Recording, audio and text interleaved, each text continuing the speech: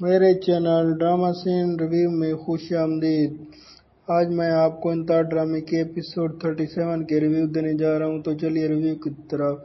اسد نے اپنے بھائی کے نوید کے اگینسٹ کمپنی جوائن کر لی ہے، جو اس نوید کی کمپنی کے خلاف چل رہی ہے۔ ان کا کمپٹیٹر ہیں وہ، تو اس نے جوائن کر لیا اور خاصی اچھی پے بھی مل رہی ہے وہ، اور اسد خوش بھی ہے اور کمپنی والے بھی اس سے خوش ہیں۔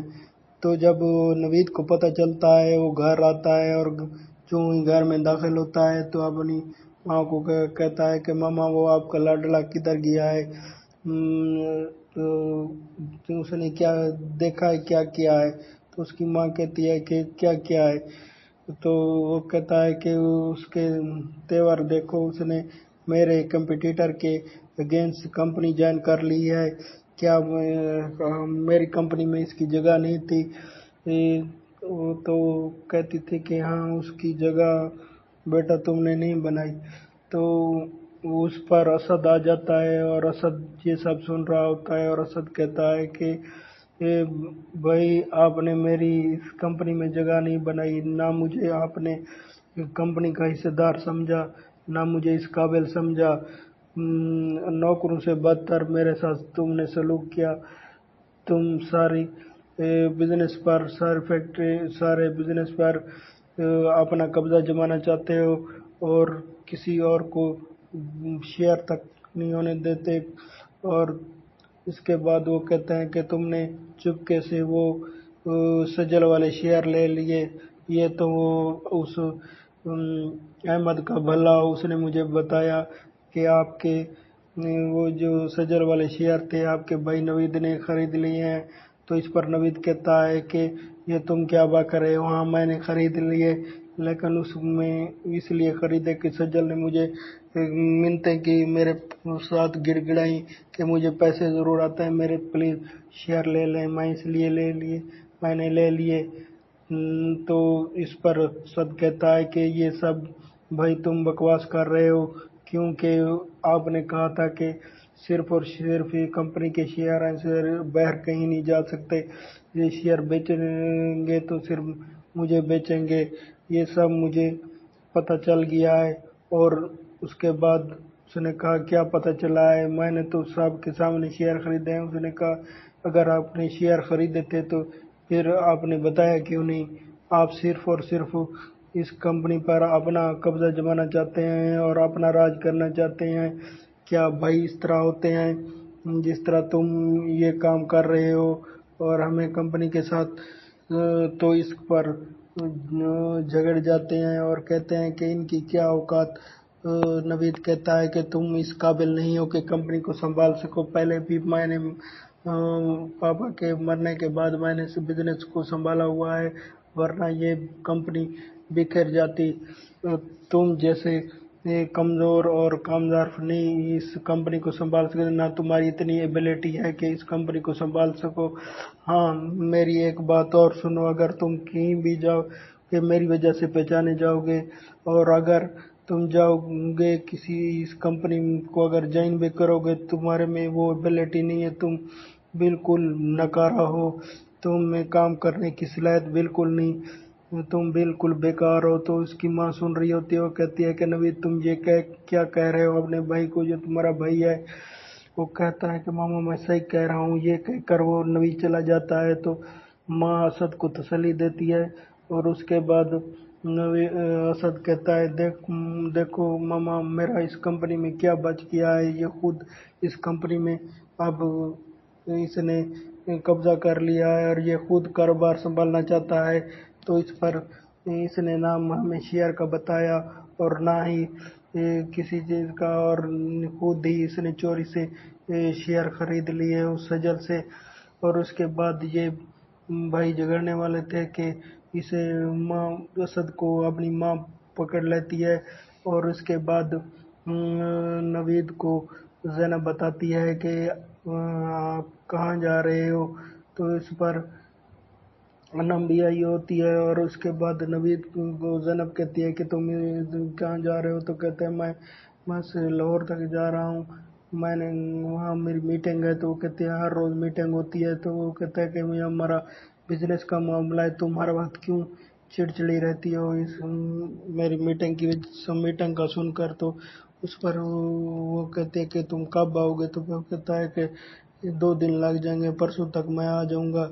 اچھا، تو پھر وہ کہتے ہیں کہ میں نے آپ سے بات کرنی تھی، تو کہتے ہیں کیا بات ہے، تو وہ بتاتے ہیں کہ میں نے آج ماما کو کہا ہے کہ اس عروسہ کو اس کچن سے باہر نکال دے، کیونکہ اس نے پہلے ہی میں زیادتی کی ہے میرے ساتھ، میرے بچے کی قتل کیا۔ اب ہم ان سب کو کھانے میں زہر نہ ملا دے، ہم سب کو زہر نہ دے دے، مجھے اس سے ڈر لگتا ہے، اس لیے میں نے منع کر دیا ہے۔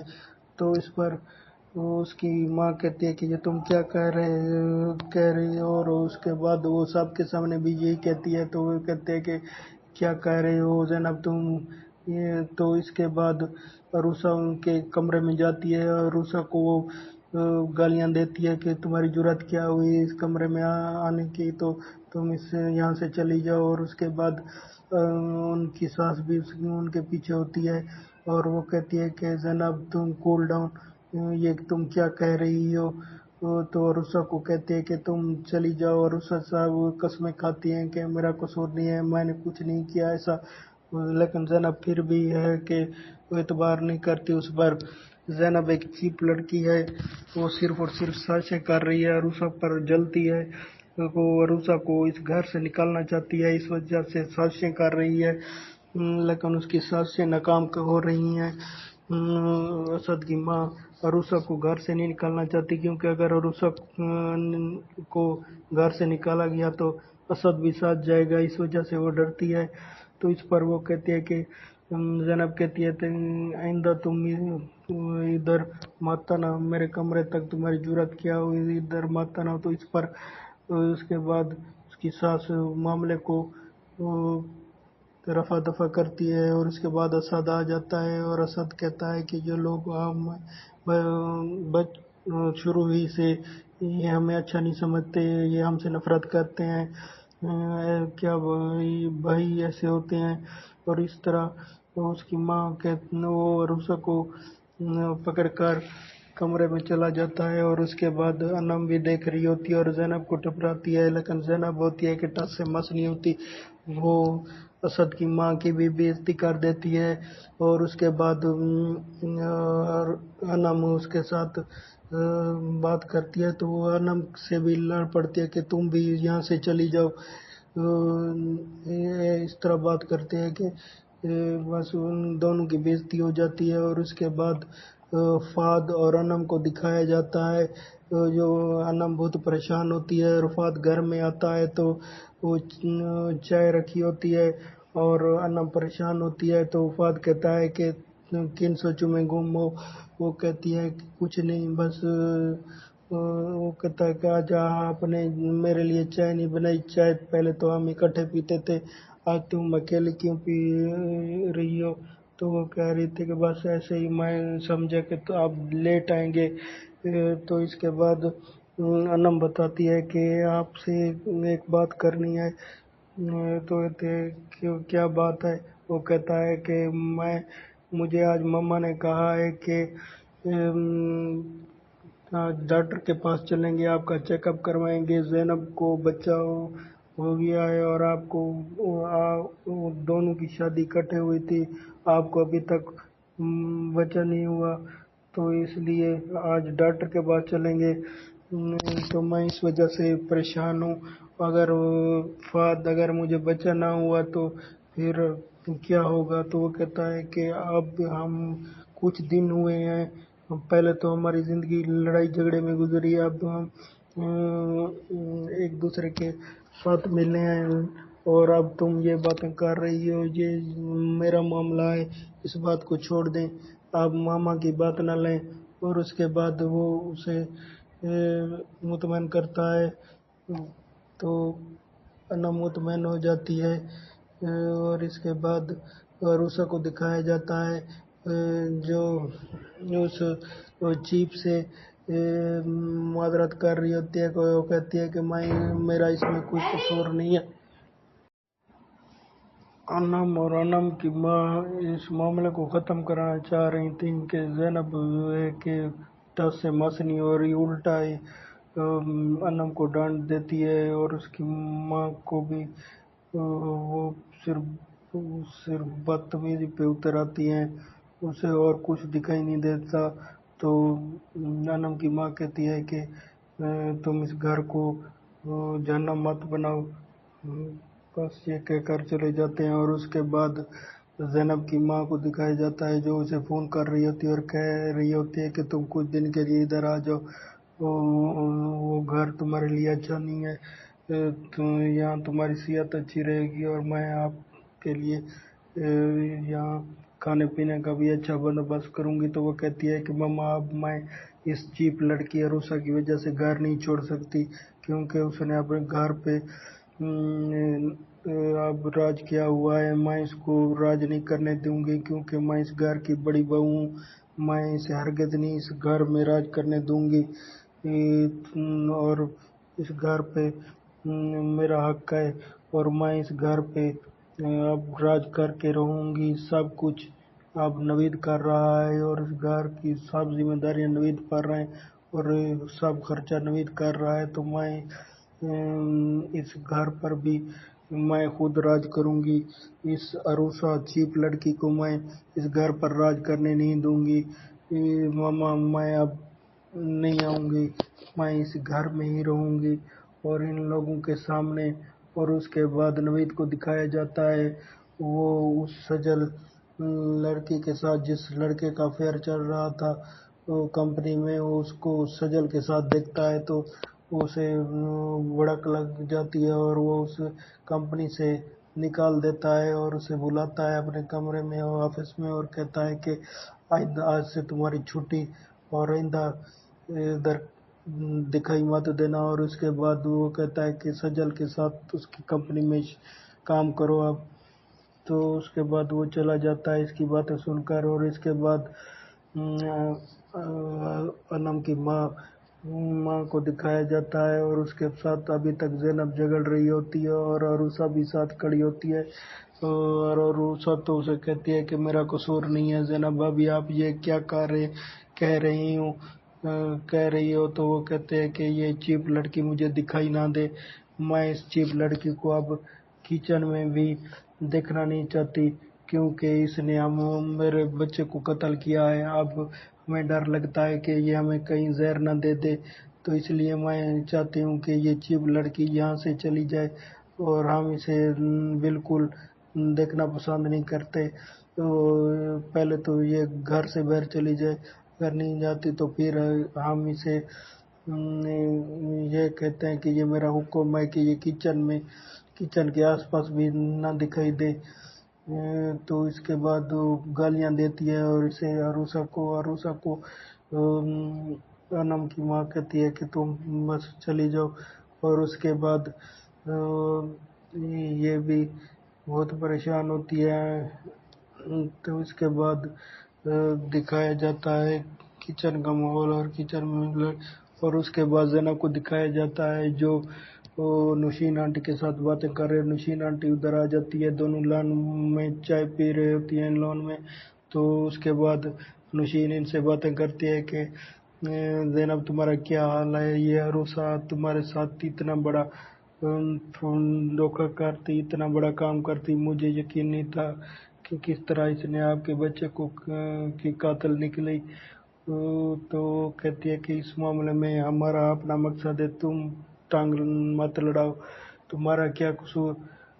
तो कहती थी हाँ मैं अंदर टांग नहीं लड़ाऊंगी, लेकिन ये तो मैं तो दुश्मन के हाथ का पानी नहीं पीती, आप पता नहीं कि कैसी इस अरूसा को बर्दाश्त किया। वो कहते हैं कि आप मुझसे रिश्ता मत बनाएं, मैं आपसे कोई रिश्ता नहीं बनाना चाहती, लेकिन आप यहाँ से चली जाएं और मैं आपकी कोई बात भी नहीं सुनना चाहती। तो वह कहती है कि मेरी अरूसा कुछ नहीं लगती, वो अरूसा के साथ आप रिश्ता बनाए। जनाब कहती है कि मेरा अरूसा के साथ कोई रिश्ता नहीं। वो ऐसे रियासत के पीछे पड़ गई थी और दो चार ऐसे बातें उनकी फेवर में करती है और उसके बाद चली जाती है।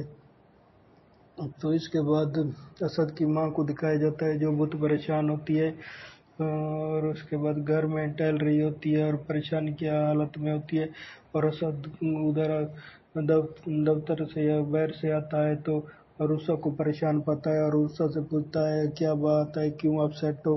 تو عروسہ کہتی ہے نہیں کوئی بات نہیں ہے۔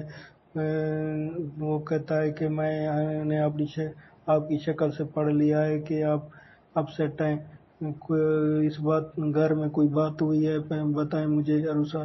تو وہ کہتی ہے نہیں کوئی بات نہیں ہوئی۔ تو وہ کہتا ہے اچھا چلو میں باہر جا کر پوچھتا ہوں۔ تو پھر اس پر وہ بتاتی ہے کہ ہاں مجھے زینب بھابی نے کوئی بات نہیں ہے، چھوٹی سی بات ہے، زینب بھابی نے مجھے کہا ہے کہ آپ آئندہ کچن میں نہ آیا کریں، بس اتنی سی بات ہے۔ وہ کہتی ہے تو کہ یہ کیا بکواس کیا ہے اس کی اتنی جرأت۔ تو پھر وہ اپنی ماں کے پاس چلا جاتا ہے اور کہتا ہے کہ پہلے تو ماما آپ نے ہمیں بزنس سے مجھے بے دخل کر دیا، اور اب اس گھر سے بھی، اور اس کو زینب کا کیا حق بنتا ہے کہ عروسہ کو اس نے منع کر دیا کہ کچن میں نہ جائے، یہ کوئی گھر ہے یا جیل ہے، میں یہ ہرگز برداشت نہیں کر سکتا۔ تو اس پر اس کی ماں پریشان ہو جاتی ہے کہ اسد کو کیا ہو گیا، اور عروسہ کو کہتے ہیں کہ کیا وجہ تھی کہ آپ نے ضروری سمجھا کہ اس بات کو بتانا ضروری سمجھا، اگر یہ بات نہ بتاتی تو اتنا مسئلہ نہ ہوتا۔ تو اس نے کہا کہ مجھے اسد نے زور دیا تب میں نے اس بات بتائی، میں بتانا نہیں چاہتی تھی۔ تو اسد اپنی ماں کو خبریں سناتا ہے کہ اب بہت کچھ ہو گیا ماما، ہم یہ سب برداشت نہیں کر سکتے،